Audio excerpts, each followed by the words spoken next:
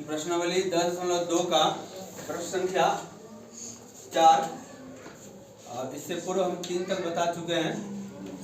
और 4 नंबर प्रश्न वो कहता है कि सिद्ध कीजिए कि किसी वृत्त के किसी व्यास के सिरों पर खींची गई स्पर्श रेखाएं समांतर होती है। मतलब एक वृत्त है और वृत्त का व्यास, ये वृत्त है और वृत्त का ही व्यास AB है। क्या है? AB।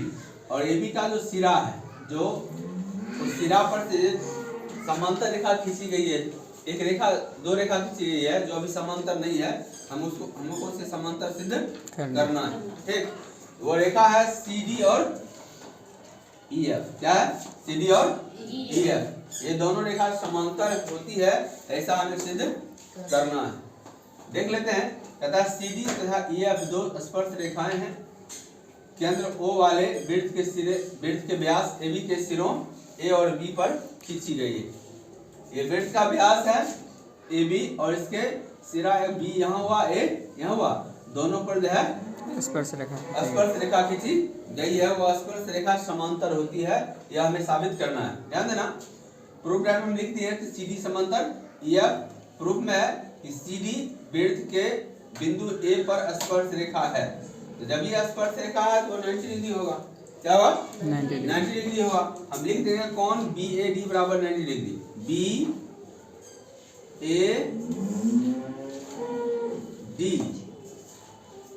कुल मिला के इसका नाम यहाँ होगा ना, कि CD वृत्त के बिंदु A पर स्पर्श करती है। CD जो है, CD वो वृत्त के बिंदु A पर स्पर्श करती है। तो हम जानते हैं कि स्पर्श रेखा के स्पर्श बिंदु से अगर कोई स्पर्श करती है, वो केंद्र की ओर जाती है, तो कितना होगा? 90 डिग्री। क्या होगा? 90 डिग्री ना। उस हिसाब से हमने लिख दिया कि BAD बराबर क्या होगा? 90 डिग्री। क्या होगा? 90। उसी प्रकार जैसे हम ऊपर किए हैं, उसी प्रकार क्या होगा? नीचे भी होगा। क्या होगा? कि EF वृत्त के बिंदु B पर स्पर्श रेखा है, यानी EF जो है वह इस वृत्त के बिंदु B पर जो है क्या है? स्पर्श रेखा है। इसलिए क्या होगा? कौन ABE ये क्या हुआ? 90 डिग्री। क्या होगा? 90 डिग्री। तो कौन BAD बराबर कौन ABE बराबर 90। क्या हो?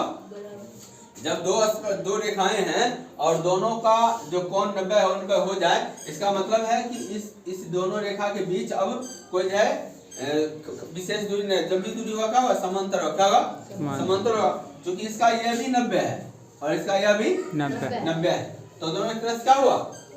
समांतर हो। क्या हुआ? समांतर हुआ। तो इसलिए किंतु ये अंत एकांतर कोण है, ये बराबर है। हम फिर इस साइड से करेंगे तो ये हो जाएगा, इसके बराबर ये हो जाएगा, इसके बराबर ये हो जाएगा। दोनों अंत एकांतर कोण है। तुम लोग इससे पूर्व पढ़ा हुआ क्लास 9 में, जैसे हम 2 समांतर रेखा हम खींचते थे, ऐसे अगर खींचते थोड़ी ये तिर्यक रेखा होता था ना, तो इसका ई एंगल, इसका ई एंगल क्या होता था? एकांतर कोण। क्या होता था? अंत एकांतर कोण, क्योंकि दोनों समांतर रेखा के अंदर में। ठीक, और इसका ये कोण इसका इस कोण से बराबर है। जब दोनों ओर से बराबर हो जाएगा तो इस रेखा हिलने डुलने कोई बातें नहीं है। देखा बुझार के रास्ता सब कस देते हैं ने ठेवना देके, तो उसमें खुलने कोई चांस नहीं रहता। जब खुलेगा नहीं दिक्कत होगा नहीं, इसलिए दोनों रेखा क्या हो जाएगा? समांतर हो जाएगा। क्या हो जाएगा? समांतर। हमको यही साबित करना था। हम लिख दिए हैं CD समांतर EF। CD समांतर EF। ध्यान देना। अगला जो प्रश्न है उसमें मुख्य रूप से भाषा है। मुख्य रूप से भाषा एक सूत्र है न, कि कोई रेखा अगर केंद्र से वृत्त के स्पर्श बिंदु से अगर केंद्र की ओर जाती है, क्या होगा? क्या होगा? यानी उस पर लंब होता है। क्या होता है? वृत्त केंद्र पर लंब होता है। वृत्त केंद्र पर लंब होना या 90 डिग्री होना बात बराबर। ठीक है। तो हम ध्यान दें, इसमें हम लिखें कि माना कि वृत्त के स्पर्श बिंदु P पर स्पर्श रेखा AB स्पर्श करती है। यह एक वृत्त है और यहाँ पर स्पर्श बिंदु P है और इस पर AB क्या करती है? स्पर्श करती है। हमको साबित करना है कि स्पर्श रेखा पर खींचा गया लंब, यह स्पर्श रेखा है, इस पर खींचा गया लंब क्या? OP। क्या है? OP वह केंद्र से होकर गुजरता है। क्या कौन से गुजरता है? केंद्र से होकर गुजरता है। ठीक है। तो अर्थात OP केंद्र O से गुजरता है। हम करना है कंस्ट्रक्शन लिया स्पर्श बिंदु B स्पर्श बिंदु P से O डैश P खींचा जो केंद्र से गुजरता है। हम एक एक्स्ट्रा एक रेखा खींचे हैं O डैश P, क्या खींचे हैं O डैश P और इसको बताएं कि ये केंद्र से गुजरता है। इसे क्या बताएं? केंद्र से गुजरता है। और हमको साबित क्या करना है कि OP केंद्र से गुजरता है। ठीक जी। तो जब इसको हम मान लिए कि O डैश P केंद्र से गुजरता है तो क्या होगा? केंद्र से हर गुजरने वाला कितना होता है? 90 डिग्री। कितना होता है? 90 डिग्री। तो कौन O डैश P बराबर क्या होगा? 90 डिग्री। स्पर्श बिंदु से ये लिख हम छोड़ दिए ऐसे इसलिए कि इसे ऐसे आगे तुमको समझना है। क्या समझना है? ये स्पर्श बिंदु से और केंद्र पर कोई केंद्र की ओर रेखा खींची जाती है क्या होता है? 90 डिग्री। 90 डिग्री। क्योंकि हम जानते हैं कि स्पर्श बिंदु से केंद्र को मिलाने वाली रेखा स्पर्श रेखा पर क्या स्पर्श करती है तो क्या होगा? 90 डिग्री। क्या होगा? कौन OPB बराबर 90 डिग्री। तो समीकरण 1 और समीकरण 2 से क्या हो जाएगा? दोनों कोण बराबर हो जाएगा। 90 90 इसका कैंसिल हो जाएगा। 90 90 तो कौन O डैश PB बराबर कौन OP डैश बराबर कौन OPB होगा। क्या OP? बीच को समीकरण 3 मान लिए तो O डैश PB ये क्या है? छोटा है किससे? OPB से। किससे? OPB से। कुछ देर के लिए मान लेते हैं इसलिए O डैश PB बराबर कौन OPB संभव नहीं है। ऐसा तभी संभव है जब OP सन्निकट क्या होगा? O डैश P सन्निकट होगा OP के। अर्थात ये जो रेखा है O उसको भी इसके नजदीक मान ले। इसके नजदीक मान ले तो जहां O डैश P लिखाता था वहां क्या लिखाएगा? OP। क्या लिखाएगा? OP लिखाएगा। और जो OP लिखाएगा तो क्या होगा? वो केंद्र से गुजरता है। वो केंद्र से गुजरता है क्योंकि हम रचना माने हैं कि O डैश P जो है केंद्र से होकर गुजरता है। तो जब OP डैश गुजर सकता है तो OP भी गुजरेगा। हमको यही साबित करना है। वो यही साबित चलो बात करता हूँ। ये 6 नंबर जो प्रश्न है बहुत इजी है। इसमें कहता है कि एक बिंदु A से जो वृत्त के केंद्र से 5 सेमी की दूरी पर है, वृत्त पर स्पर्श रेखा की लंबाई 4 सेमी है तो वृत्त की त्रिज्या ज्ञात कीजिए। ध्यान देना एक A बिंदु है जो वृत्त से बाहर है, जो वृत्त से बाहर है और बाहर है तो हम यही ले लिए। हम इधर भी ले सकते थे, इधर भी ले सकते थे, जिधर मन है उधर ले सकते हैं। ठीक जी। तो हम इसमें संकोच नहीं करना है। तो बाहर यहाँ A बिंदु हम लिए और ये यहाँ से स्पर्श बिंदु P है। P और AP की दूरी क्या? 4 सेमी। क्या? 4 सेमी। और O से A की दूरी 5 सेमी। हमको इसकी त्रिज्या ज्ञात करना है। इसकी त्रिज्या ज्ञात करना है। OP बराबर वाट। OP बराबर वाट। ठीक। तो हम देखते हैं त्रिभुज OPA में क्या देखें या AOP बोलो OPB रखा 90 डिग्री। क्या भाई? 90 डिग्री।